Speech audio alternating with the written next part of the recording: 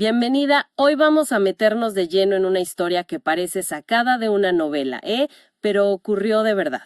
En Uruguay, a fines de los 90. Hablamos de Juan Domínguez, un funcionario, un administrativo de la presidencia uruguaya que, bueno, terminó trabajando como agente para el servicio de inteligencia alemán, la BND. Así es, una trama de espionaje en un lugar inesperado, digamos. Para guiarnos en esta exploración nos basamos en un artículo muy detallado del semanario Postdata. Salió publicado el 6 de marzo de 1998 y fue el que destapó todo el asunto. Un trabajo periodístico importante, sin duda. Y nuestra misión hoy es tratar de entender cómo este empleado, al que llamaban el Pato, que estaba en un puesto administrativo sin aparente acceso a grandes secretos, cómo terminó metido en una red de espionaje internacional operando desde el corazón mismo del gobierno uruguayo, el edificio Libertad. Exacto. ¿Qué lo llevó a eso?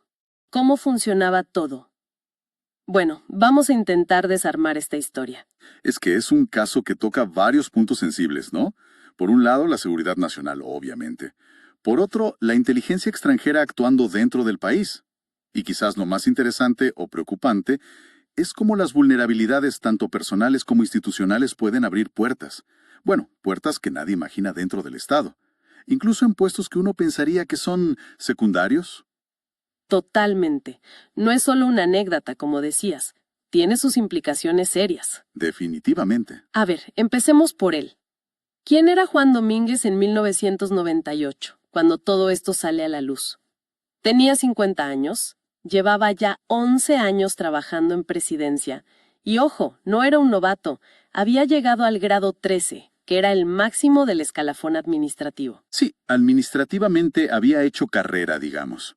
Su sueldo nominal, según la fuente, era de 7,795 pesos, que en mano líquidos serían unos 5,500 pesos de la época. Había pasado primero por la Secretaría de Prensa y Difusión, la CEPREDI, que estaba en el 7º piso del edificio Libertad. Y acá hay un detalle que el artículo marca como crucial, y creo que lo es. A pesar de ese grado 13, Domínguez no era un funcionario presupuestado, o sea, no tenía un puesto fijo asegurado. Trabajaba con contratos que se iban renovando. Y el artículo sugiere, afirma, que él sentía que con ese sueldo no llegaba a fin de mes, que buscaba activamente otra entrada de dinero. Ah, claro. Esa necesidad económica, eso siempre es un factor en estas historias, ¿no? Es un clásico, una puerta de entrada muy común que buscan las agencias de inteligencia, la vulnerabilidad económica. Exactamente. Y bueno, en esa búsqueda, o quizás por otros motivos, Domínguez pide un traslado. Y termina en el 2º piso del mismo edificio, Libertad, pero en otra dependencia, una con un nombre muy rimbombante: la Junta de Prevención y Represión del Tráfico Ilícito y Uso Abusivo de Drogas. Suena importante, ¿verdad? Represión del tráfico ilícito. Pero acá hay que entender bien qué hacía esa junta. Porque a pesar del nombre, su función real era más bien preventiva, sanitaria, de coordinación. No hacían investigación policial como tal. Ah, o sea, no era la policía antidrogas posta, digamos. No, para nada. La policía antidrogas de verdad, la que investigaba y reprimía, era otra dirección, la Dirección General de Represión del Tráfico Ilícito de Drogas, que estaba en otro lado. Lo llamativo de la junta donde estaba Domínguez era su ubicación física. Estaba solo 5 pisos por debajo del despacho del presidente. En ese momento, Julio María Sanguinetti. Cerca del poder, físicamente, aunque la función no fuera de alta seguridad. Exacto. Una proximidad física interesante. Y es en ese contexto, con Domínguez buscando plata extra y trabajando ahí, que aparece la BND, el Servicio de Inteligencia Exterior de Alemania. correcto. El primer contacto o tanteo parece que fue en 1994. Llegaron a Montevideo 2 tipos, supuestamente funcionarios de la Cancillería alemana. La excusa oficial era participar en unos cursos de intercambio. ¿Y quién organizaba los cursos? Justamente, la Junta Antidrogas, donde después trabajaría Domínguez. Pero, claro, acá viene el truco. No eran simples funcionarios, eran oficiales de la BND. Y uno de ellos, en particular, era un oficial de enlace de la sección que se dedicaba a narcotráfico internacional y lavado de dinero, con foco en las Américas. O sea, no vinieron solo a tomar mate y charlar. Clarísimo. Una visita con doble intención. Y no llegaron con las manos vacías, no. Dejaron un regalito. Ajá. Acá se ve la táctica de inteligencia que la fuente describe como fina, como sutil. Dejaron una donación para la Junta. ¿Qué era? Un equipo de fax, pero no uno cualquiera, uno que podía codificar mensajes. Algo que en 1994 era, bueno, útil, pero quizá no llamaba tanto la atención. Y se llevaron algo más importante que el fax. Exacto. Se llevaron una observación, una evaluación. Identificaron a este funcionario, a Juan Domínguez, con sus necesidades económicas, como un posible futuro amigo de la BND. Lo marcaron. Sembraron la semilla, dejaron la herramienta y marcaron al objetivo. Calculado. Tal cual, una siembra a futuro. Pero la amistad, como dice el artículo, no se dio enseguida. El reclutamiento formal vino un par de años después. En 1996, Domínguez viaja. Va a Buenos Aires a un seminario representando a la Junta Antidrogas. ¿Y a quién se encuentra allá? Al mismo oficial de enlace alemán que había estado en Montevideo. El tipo al que Domínguez después conocería por el apodo de Carlos. El reencuentro. Y según cuenta el artículo de Postdata, parece que no fue muy difícil convencerlo. Domínguez ya estaba buscando esa segunda entrada de dinero, y la propuesta de Carlos, que seguramente fue presentada de forma discreta, atractiva, bueno, cayó en tierra fértil. Era justo lo que necesitaba, o creía necesitar. La oportunidad llamó a su puerta, por así decirlo. Y la BNB, siguiendo esa línea fina que mencionaba la fuente, no empezó pidiéndole la fórmula de la Coca-Cola o secretos militares. Las primeras tareas eran de bajo perfil, aparentemente. Le pedían información más que nada de dominio público, sobre movimientos de drogas, armas, oro, cosas en la región. Es la estrategia típica. Empezar de a poco, construir confianza, que el colaborador se sienta cómodo, que piense, bueno, esto no es tan grave, es información pública. Sin embargo, ojo, el artículo también cita fuentes políticas y diplomáticas que dicen que, con el tiempo, los alemanes empezaron a pedirle también información sobre empresas privadas uruguayas y otros asuntos internos, ya no tan públicos quizás. La línea se va corriendo de a poco, ¿no? Se va difuminando, sí. ¿Y la paga? ¿Valía la pena el riesgo? Porque al principio no parece que fuera una fortuna. El artículo menciona pagos de entre 50 y $100 por informe. Que bueno, no es mucho. No es mucho, pero para alguien con el sueldo de Domínguez en ese momento, era un extra interesante. Significativo, lo suficiente para mantenerlo enganchado seguramente. Aunque hubo una vez, dice la fuente, una buena zafra donde le llegó un giro de casi $3,000. Claro, eso ya es otra cosa. Pero incluso los pagos chicos suman, y sobre todo generan un compromiso. El dinero, aunque sea poco, ata, y alivia esa presión económica que él sentía. Ahora vamos a la parte operativa, que es casi de no creer. ¿Cómo mandaba Domínguez esta información a Carlos en Alemania? Acá vuelve a aparecer el famoso fax donado. Es que esto es increíble. Carlos le recordó a Domínguez que la BND había dejado ese fax con codificador en la Junta Antidrogas, y parece que nadie más en la oficina le daba bolilla a ese aparato. O nadie lo controlaba. Estaba juntando polvo en un rincón, dice la fuente. No puedo creerlo.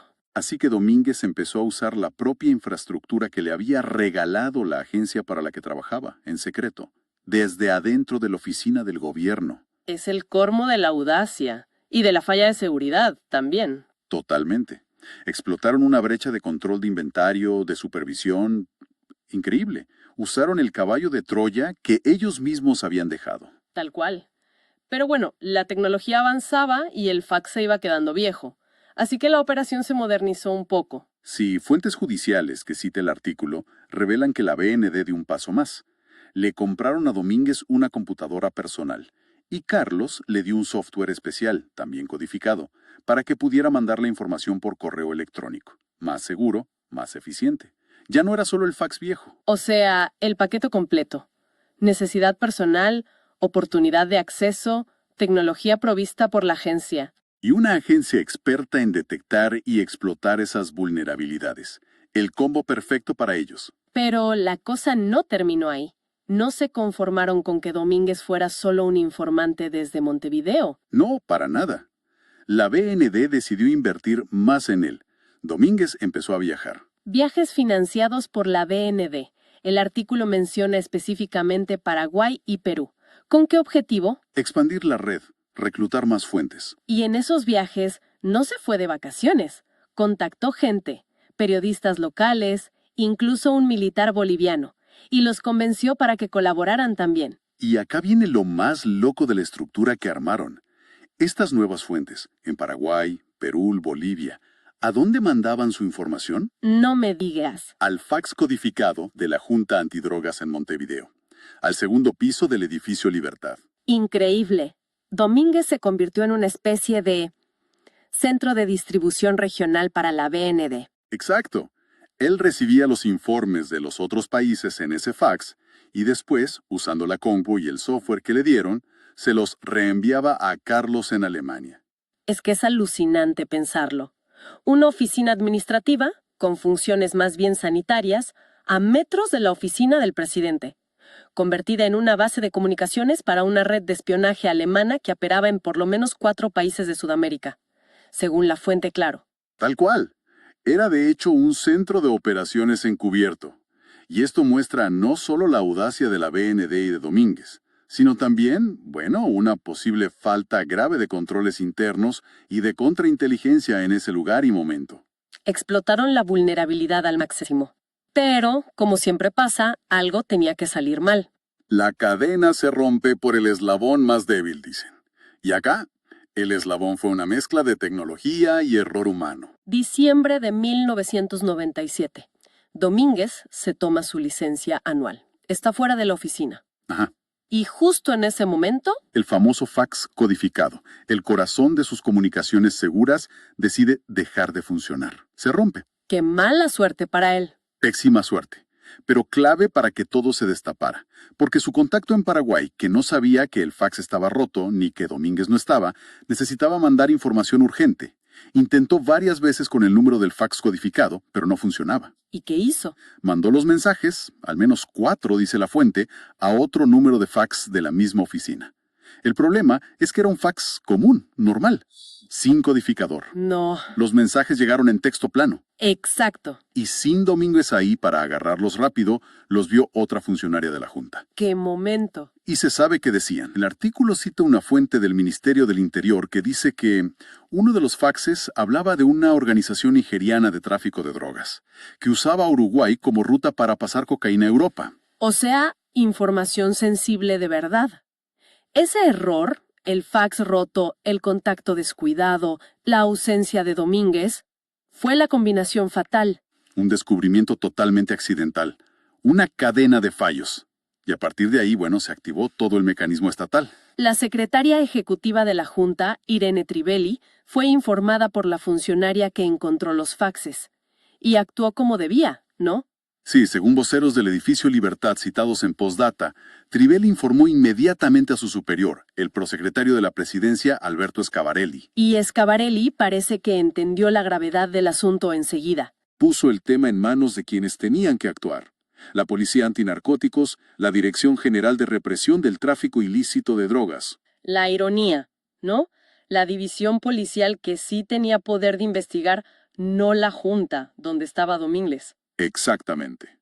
Y de ahí, el caso saltó a la justicia penal muy rápido. El 19 de febrero de 1998, el juez Rolando Bomero ordena allanamientos. Y acá pasa algo que el artículo describe como inusitado, fuera de lo común. Sí, porque para allanar necesitaban la autorización del presidente. Sanguinetti estaba de viaje, así que la firmó el presidente interino, Hugo Batalla. ¿Y dónde fueron los allanamientos? Al departamento de Domínguez, en Parte Pate. Y también, y esto es lo fuerte, a la propia Casa de Gobierno. Allanaron el edificio Libertad. Ahí mismo interrogaron a Domínguez. Me imagino el revuelo que se armó. Un escándalo. Y según el relato del semanario, Domínguez no aguantó mucho. Se derrumbó. Ante las pruebas, la presión, confesó todo. Contó lo de Carlos, lo de la BND, el fax, la computadora, los viajes, la red, todo. Se destapó la olla por completo. Por completo. Unos días después, el 25 de febrero, ya con Sanguinetti de vuelta, se formaliza la cosa. Sale una resolución presidencial que pone a Domínguez a disposición del juez Bomero, aunque al principio no fue preso, quedó libre pero emplazado, o sea, bajo investigación formal. y le abrieron un sumario administrativo en presidencia por falta administrativa. Y el artículo de Postdata se detiene bastante en analizar qué delitos podría haber cometido Domínguez según el Código Penal uruguayo. Y acá se ve la seriedad del tema. No eran delitos menores.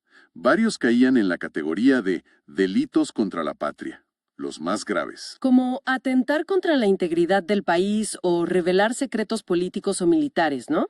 O hacer algo que ponga en peligro al país, que lo exponga a represalias. Exactamente. Esos son los delitos de traición, de espionaje puro y duro. Y las penas son altísimas. Pueden llegar hasta 30 años de cárcel. Más la inhabilitación de por vida para cargos públicos. Durísimo. Pero había más posibles cargos en la lista.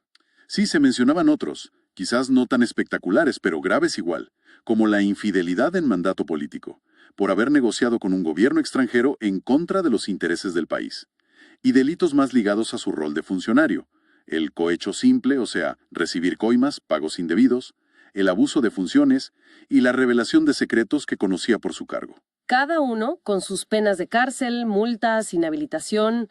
O sea, el panorama judicial para Domínguez era complicadísimo. La corrupción, el mal uso de su puesto. El artículo original terminaba con una reflexión interesante, poniendo el caso en un contexto más amplio.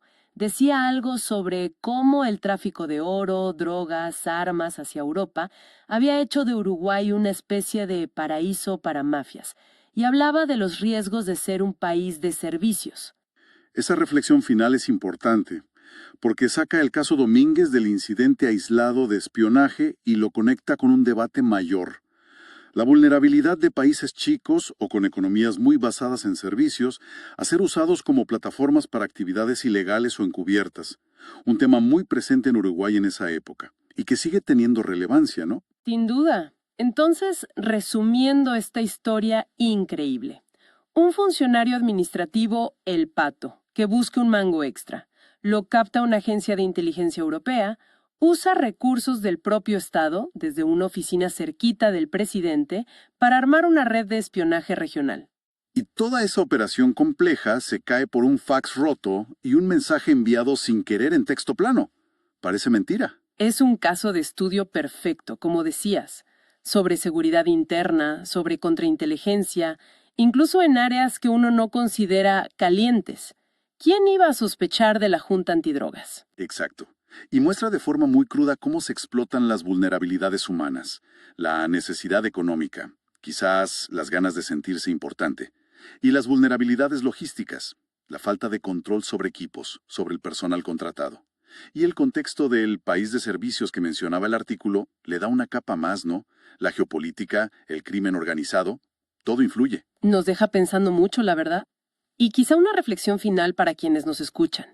¿Cuánto subestimamos a veces el riesgo o la importancia que pueden tener roles que pasen puramente administrativos, secundarios, dentro de organizaciones grandes, ya sean públicas o privadas? Buena pregunta. Y pensando en por qué empezó todo esto, en la motivación de Domínguez, ¿qué tan fuertes son las reglas, los controles, las auditorías frente a algo tan básico y humano como los problemas económicos personales?